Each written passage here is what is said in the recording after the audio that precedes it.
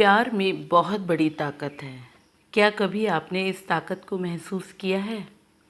तो चलो सुनाती हूँ एक कहानी कि कैसे सास बहू इस प्यार के धागे में बंध गई।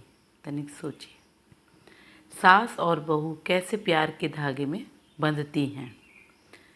कहते भी हैं कि जब हम किसी को दिल से प्यार करते हैं, ऊपरी दिखावा नहीं बल्कि दिल से किसी को प्यार करते हैं, तो सामने वाला इंसान कितना भी बुरा क्यों ना हो, उसका दिल पिघल ही जाता है।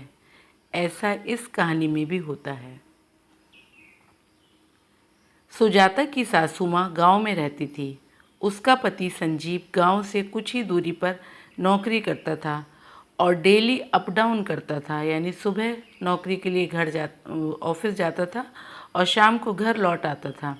शादी के समय ही सुजाता को ये बता दिया गया था कि तुम्हें शादी के बाद मेरी माँ की देखभाल करनी होगी। सुजाता इसके लिए तैयार भी हो गई। परिवार में सुजाता, संजीव और उसकी माँ ही थी। छोटा सा परिवार था। संजीव की बड़ी नौकरी थी, परंतु शादी के कुछ दिनों बाद संजीव का ट्रांसफ़र गांव से दूर हो गया। अब संजीव डेली अप डाउन नहीं कर सकता था, तो शहर में एक मकान किराए पर ले लिया। सुजाता 1-2 महीने के लिए संजीव के साथ रहने शहर आ जाती है।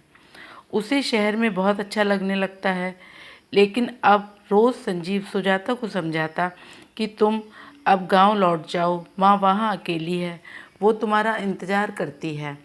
परंतु सुजाता रोज़ कोई न कोई बहाना बना देती थी।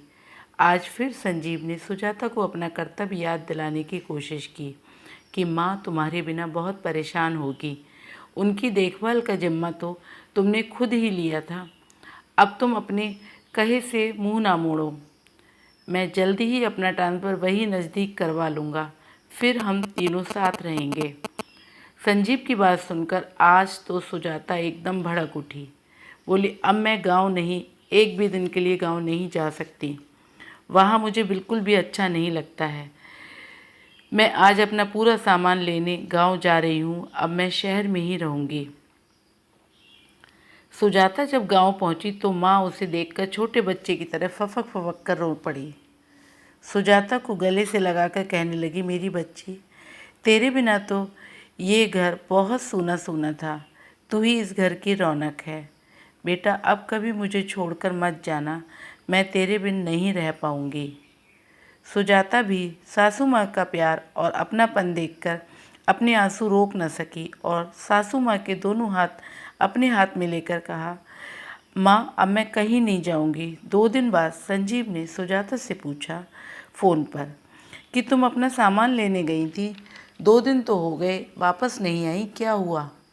सुजाता ने कहा, अब मैं नहीं आऊँगी। संजीव तो खुशी से झूम उठा। तनिक सोचें, ये प्यार के बंधन कितने अच्छे होते हैं। हमें अपनी जिम्मेवारियों से कभी भी मुकरना नहीं चाहिए। तनिक सोचें, इस कहानी पर अपने विचार अवश्य व्यक्त करें। आपके विचारों का मैं स्वागत करूंगी। तो तनिक इस कहानी के बारे में बताइएगा।